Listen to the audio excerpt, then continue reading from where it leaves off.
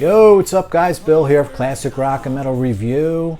Going to talk to you about, give you a review of the last concert I was at. It was the Scorpions, Labor Day, September 5th, 2022. They're on the Rock Believer tour. The guys have been killing it for over 50 years now. Unbelievable. It was a great show. I'll show you all the pictures I took, and took a lot of video too. I'll show you all that stuff. We'll get down the set list. I'll tell you what my high points were. Really no low points. I'll just give you an overall general look, review of the concert. A couple things I would have maybe changed a little bit. We'll give you that at the end. Overall, it was a great show. If you guys can like and subscribe, we talk music, we do concert reviews, a lot of collectible reviews, bootlegs. Only because there's always 20 reviews for every brand new regular album. I basically listen to a lot of rare stuff, so that's what I review. Anyway, if you guys can like and subscribe, that would be great. So the band forms in 1965. That is like so unbelievable to me. I mean, I always pictured them being like a late 60s band, first albums in the early 70s or what have you. 65, this band formed by Rudy Schenker, who's still there, never left. Gets Klaus Meine in the band, and also his brother Mike at some point further down the road. I want to say maybe almost like 1970.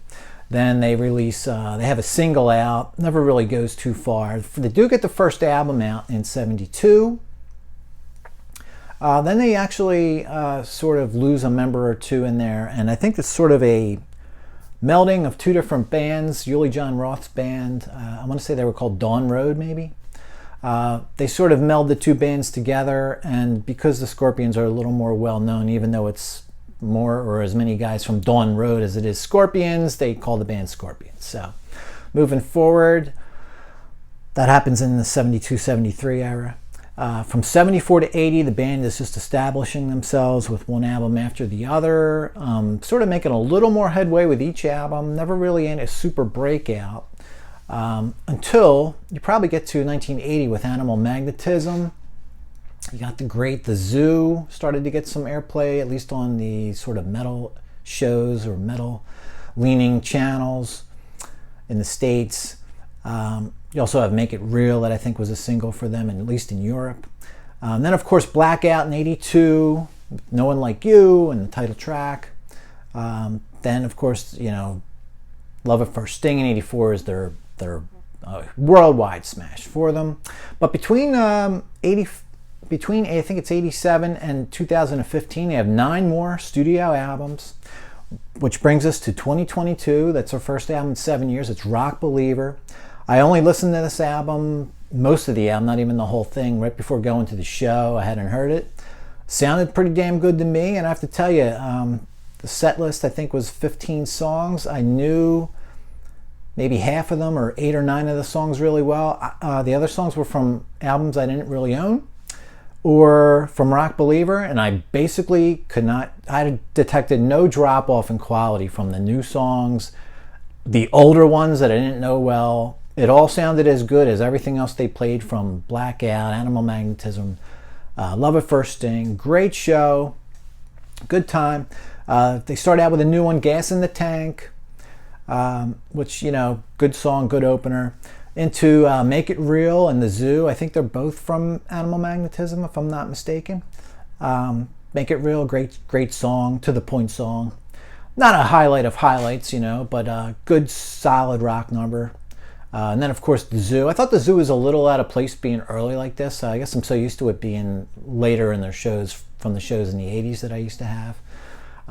But anyway, it's still a great song.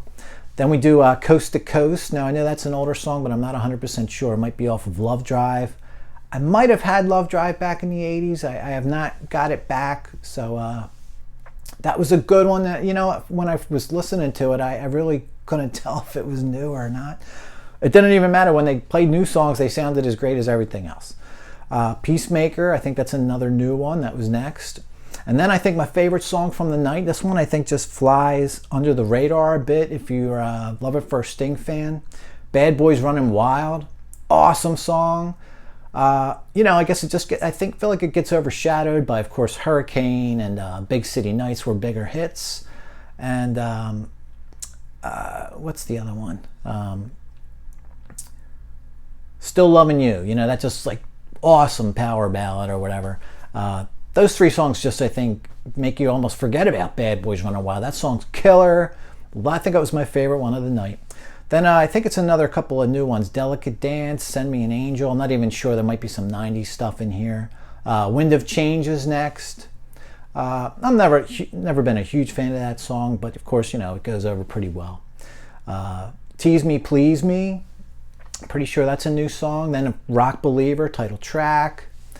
A song called New Vision. The whole night was a solid rock metal night. Great time.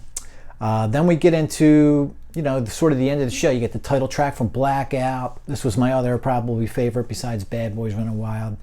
Great version. Then they play Big City Nights. Of course, that was great to see. It's a little sing-along action. Then the encores, you get No One Like You and then Rock You Like a Hurricane. I guess they just pretty much gotta be the encores. Seemed like the two biggest songs to me, along with Wind of Change. Surprisingly, I thought Wind of Change was like probably their most popular song ever, but didn't seem that way. The crowd didn't really appreciate it any more than they did any other song, honestly, which is kind of how I felt, but I was surprised to see the rest of the crowd seem to agree with that. I just wanted to say that the capacity of the event center is 2,400. I think I reported it was almost double of that when I reviewed the Black Crowes show. It looked more like 2,400 to me when I was there. That's what made me go look it back up again for this review. Pretty sure it's 2,400. It was very close to a sellout. Probably only a few handful of seats left. And I do want to make a comment about this dynamic pricing Ticketmaster's doing, because I was eyeing tickets to this concert 3 or 4 months ago when they first went on sale. And the tickets, we were in like the 17th or 19th row of the first section in the middle, right in front. And those tickets were going for $200 or $300 or $400 3 or 4 months ago. And I just kept watching. There was another show I was going to consider going to. They ended up canceling. So I went to the Scorps and I only got these tickets a few days before the concert, and they were $95 or something. So I just want to say, if you wait, the prices will drop before the show. I mean, I guess a lot of you already know that, but if you don't, that seems to be how this dynamic bullshit's working. So it's going to be a lot at first, and if it doesn't sell, they're going to drop it. So I was glad I did, because I almost paid $95 for the same seat in the back section. So we basically moved up 25 rows for the same price by waiting. So that's that. The concert review, I'd say it was a great show. If you've never seen it before, it's as good a time to see them as ever. I'm sure Klaus Meine doesn't sound as good as he could, but he's pretty damn close for being 70s. Got to give it to him. Sounded really good to me. The new songs sound awesome. Fit in perfect with everything else they did. The only complaint I have is that their light show, it was basically, it looked like 120 or 140 lights, square or rectangular lights that were all, of course, LED. And I never really saw anything like this before. They were all pointed towards the audience. So when you got, and the lights either seemed to be all on or all off or flashing, or half of them were on, but when you have that many bright LED lights flashing all at once, I have to admit, there was a couple times where I really was just like, I don't know if I can watch this whole show without looking away at once in a while. It was just so bright, and I never saw a light show where the lights were pointed towards the crowd. Well, I guess they were up on the stage above, the Scorpions, but pointed out towards the audience. So, and a lot of the times, not a lot of times, but a decent amount of the time, all the lights were on at the same time. And it was just it was just really bright, man. And, that halogen crap, just could do some standard lighting or point it towards the Scorpions and not me. That's all.